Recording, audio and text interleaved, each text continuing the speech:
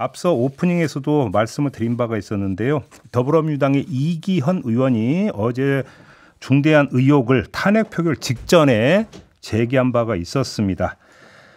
김용현 전 장관이 북한의 오물풍선이 날아오면 원점을 타격하라 이렇게 김명수 합참의장에게 지시를 내린 바 있었다라는 의혹을 제기를 했는데요.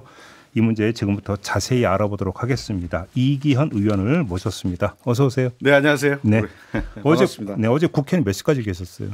한 자정식까지는 있었던 것 같습니다. 자정까지는? 네, 알겠습니다.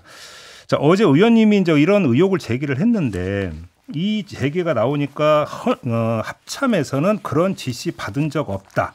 그러면서 토의라는 단어를 쓰더라고요. 네. 우리 군은 다양한 작전 상황에 대한 토의를 수시로 실시하고 있다. 이렇게 말을 그러니까 완곡하게 비껴서 지금 설명을 한 건데도 진실이 뭡니까 정확히? 저는 지시라고 이해하고 있고요. 네. 국방부 장관은 군정권과 군령권을 다 가지고 있는 분으로 알고 있습니다. 그런데 장관이 지시한 것을 명령으로 이해했을지 네. 지시로 받아들였을지 약간 개념이 다릅니다만 그리고 이것을 군사작전의 토의의 주제로 받아들였을지는 합참이 판단할 문제이긴 합니다만 저는 오물풍선이 내려왔던 지난 11월 28일 지하 벙커에 내려가서 국방부 장관이 합참의장과 합참작전본부장에게 얘기했던 것은 본인들은 아마 지시로 분명히 느꼈을 거라고 생각하고요. 날짜가 확인이 됐습니까? 지금 28일 날 저녁에 11월 28일. 28일이 확실한 것 같고요. 저녁에. 예, 저녁에 저희가 그때 밤 9시경에 아마 오물풍선이 내려왔다라는 것이 밝혀졌고요. 북한에서 떠서 이제 남쪽에 내려오는 것은 29일 날이었지 않았을까 싶습니다. 네. 그때 11월 달에는 제가 확인해 보니까 약 2차례 네, 맞아요. 오물이 내려왔던 것 같고요. 28일 날 저녁에 김용현 장관이 합참 벙커에 내려가서 합참의장과 합참작전본부장이 지시했던 것은 사실인 것으로 보여집니다. 그러면 최소한 그 김용현 장관이 원점 타격해라. 김명수 의장은 안 된다. 네. 그러면 이것이 지시냐 토의냐라는 대화의 성격 규정을 둘째치고 네. 그런 요구가 있었던 건 팩트다. 그건 사실입니다. 팩트다. 예. 그러면 합참 제가 복수의 관계자로부터 확인했던 것이기 때문에 그리고 네. 정황상으로 봐도 예. 오물풍선이 딱 2번 내려왔고 예. 그 11월엔 2번인데 28일 날 저녁이 맞겠죠. 네. 그래요. 그러면 김명수 합참의장이 이거를 거부한 것은 이제 그것이 이제 빚어질 수 있는 그 다음 네. 국지전에 이렇게 발생할 우려 때문에 거부했다 이렇게 이해를 해야 되는 거고요. 남북 관계가 최근 뭐 급속히 안 좋아진 것은 뭐 다 주지의 사실이고요. 예. 관련돼서 특히 오물풍선 관련돼서는 처음 오물풍선이 넘어온 이후에 지금 약 32차례 네. 5월 28일 이제 처음 넘어오기 시작해서 예. 11월까지 32차례가 있었는데 예. 군의 그 대응태세는 일관됐어요. 그동안에는 원점 타격은 뭐 당연히 없었고 네. 경고 사격도 없었고 예. 또 오물의 내용 또 오물의 안에 무엇이 들어가 있는지 처음에는 확인하는 것이 중요했기 때문에 네. 그 오물풍선에 대한 대응은 일관됐습니다. 가능하면 이것을 우리 국민들의 피해를 최소화시키는 측면, 안전을 보장하는 측면에서 군이 관리해 왔다고 생각하고요. 이것이 남북 국지전의 소재로 발전하는 것은 군 내부에서 바라지 않았던 일이라고 저는 생각합니다. 알겠습니다. 네. 그런데 김용현 국방장관이 원점을 타격하라 말하라고 할 수 있는 권한이 있습니까? 제가 국방 전문가는 아닙니다. 예. 국회에서도 문화체육관광에서 일하고 예, 있고 예, 정부에서 일하고 있는데 군령권을 갖고 있는 합참의장이 있고 예. 군정권을 갖고 있는 각군 총장이 있는데 예. 국방부 장관은 이 두 가지 권능을 다 총괄하고 있는 것으로는 이해하고 있습니다. 그래요. 예. 그래요. 또 한 가지 어제 나왔던 이야기가 그 평양에 떴다는 무인기 있지 않습니까? 네. 무인기도 김용현 국방장관과 여인영 방첩사령관의 합작 작품이다라는 요새 지금 폭로가 나왔습니다. 네, 혹시 네. 의원님도 혹시 이런 제보를 접수를 하신 적이 있습니까? 들은 바는 있고요. 그래요. 뭐 아시다시피 10월 11일 날 예. 북한에 무인기가 하나가 떨어졌고 네. 북한이 그 남측의 소형이다라고 주장하면서 항적 기록을 공개한 바가 있죠. 네. 예. 그런데 그것 관련돼서는 북측의 자작극이다. 아니면 우리 군에서 보낸 것이다. 예. 아니면 민간인이 보낸 것이다. 예. 여러 가지 주장이 있었는데 군도 사실관계를 확인해 줄 수 없다라고 얘기했고 국정원도 일체 뭐 대응을 하지 않았기 때문에 네.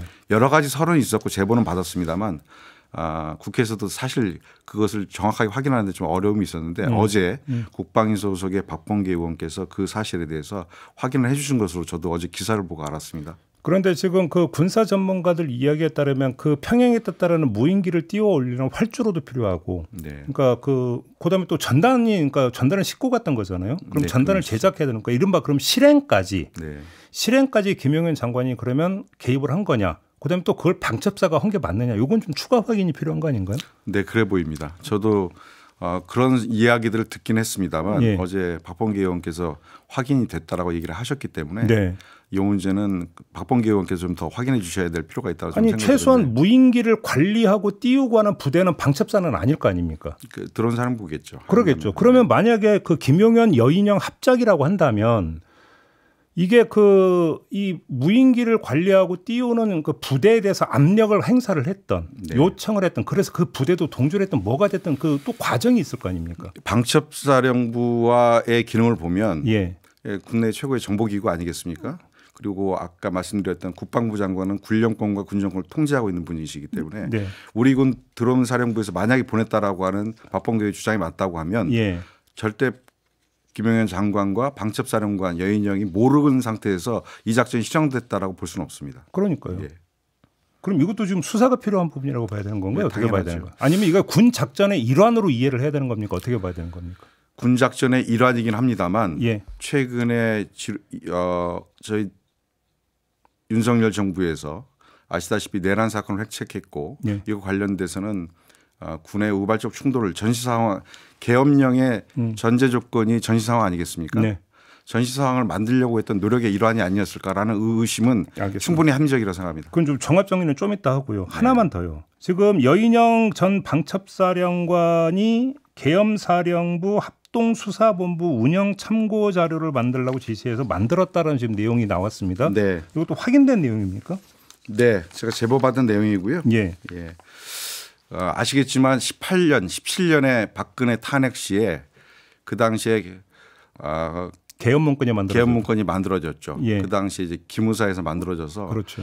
18년도에 이것이 확인되면서 대사단이 한번 벌어졌고 네. 그 당시에 이제 기무사가 해체가 되고 안보지원사령부가 만들어지는 과정이 있었습니다. 예. 그 과정에서 수많은 기무사의 대원들이 예. 조사를 받았고 그리고 원대 복귀를 당했고 조직으로 보면 굉장히 큰 타격을 받은 사건입니다. 그래서 문재인 정부에서는 이것을 더 이상 정치에 개입하지 않는 조직으로 만들어야 된다고 해서 네. 저희들이 안보지원사령부로 해편한 적이 있습니다. 그런 상처를 갖고 있는 조직에서 예. 계엄 문건을 다시 만들고 다시 검토했다라는 것 자체가 충격적입니다. 이것을 여인영 사령관은 일상적인 작전 계획의 일환을 검토한 것이다. 네. 그리고 일상적인 계엄 문건에 대한 검토다 이렇게 주장하는데 제가 아는 그 방첩사령부 내부에는 이 계엄 문건 자체는 원래 본인들의 업무가 아니거든요. 합참의 업무입니다. 계엄과가 있죠 거기에. 합참의 계엄과가 있고요. 예. 합참에서 일상적으로 다루는 일이지. 예. 정보기관인 방첩사령부가 이것을 다뤄서는 안 됩니다. 본인들의 큰 상처도 있었고요. 예. 그런 상황에서 일상적으로 검토라고 하는 것은 좀 맞지 않고요. 내용도 보면 여기서 보면 여러 가지가 있습니다만 계엄사령관과 그다음에 수사본부장과의 관계, 법령적 검토, 또 대통령이 거부권을 행사할 수 있는지에 대한 검토. 예. 그다음에 기타 고려 사항으로 해서 계엄사와 통합방위 동시 발령이 가능한지 이런 검토 등을 봤을 때 이 문제는 실제로 제가 보기에는 계엄이 진행됐을 상황을 전제해놓고 예. 만들고 있었던 검토 문건이다 이렇게 보여집니다. 이 자료를 그럼 만든 시점이 11월입니까? 저는 11월로 측정합니다. 그래요? 네. 그러면 이미 11월부터 최소한 김용현 당시 국방장관과 여인영 방첩사령관은 움직이고 있었다. 네. 이렇게 중간 정리를 해야 되겠네요. 쿠데타 내지 계엄을 염두에 두고. 계엄을 염두에 뒀던 건 확실한 것 같습니다. 그래요? 네. 그러면 지금 그러니까 세 가지 이야기를 했는데 이 세 가지 모든 게 결국은 지향점은 계엄 선포의 명분을 만들기 위한 밑작업 차원 이렇게 이해를 해야 되는 겁니까? 그렇게 보여집니다. 그래요. 네. 그러면 이것이 그러니까 시일이 하루 이틀에 그러니까 전격적으로 된 게 아니라는 건데, 근데 예를 들어서 정보기관이 이런 데서 파악을 못 하고 있었을까요? 이거를? 아니 국내 제일 큰 정보기관이 방첩사 아니겠습니까? 그래요? 이게 가장 두려운 것은 아시겠지만 우리 대한민국은 이 정보기관이라고 하는 국정원. 그러니까 저는 예. 국정원을 여쭤보는 겁니다. 예. 국정원과 방첩사가 예. 국내에서는 방첩사인데요. 예. 그동안에 군인들이 정치하는 과정에서 또 안보를 매개로 해서 국내 정치에 개입하려고 했던 많은 시도들이 있었고 그런 흑역사들이 있었지 않습니까? 예, 예. 그것을 다시 한번 보여주는 반증이라고 생각합니다. 아, 수사할 게 많네요. 많습니다. 예. 지금 여인영 방첩사령관이 어떻게 지금 있는지는 지금 파악이 안 되고 있습니까? 보니까 저기 일단 직위 해제된 것까지는 뉴스가 나왔고. 직위에서 지금 걱정되는 건 이 양반이 과천에 있다가 예. 갑자기 대통령 바로 옆에 있는 국방부에 지금 와 있는 겁니다. 대기발령하면서 네. 언제든지 볼 수 있는 자리에 와 있는 거죠. 역으로 물리적으로 그렇게 됩니까? 지리적으로는? 네, 그렇게 바로 되는 옆으로 거죠. 와 있다. 바로 앞 같은 건물에 와 있는 거죠. 설마 접촉 차단을 하고 있다고 봐야겠죠. 설마. 근데 항상 문제는 설마에서 발생하는 거니까. 이 윤석열은 상상을 초월하는 사람입니다. 그러니까요. 그게 걱정입니다. 알겠습니다. 오늘 말씀 여기까지 듣겠습니다. 고맙습니다, 의원님. 감사합니다. 네, 더불어민주당의 이기현 의원이었습니다. 고맙습니다.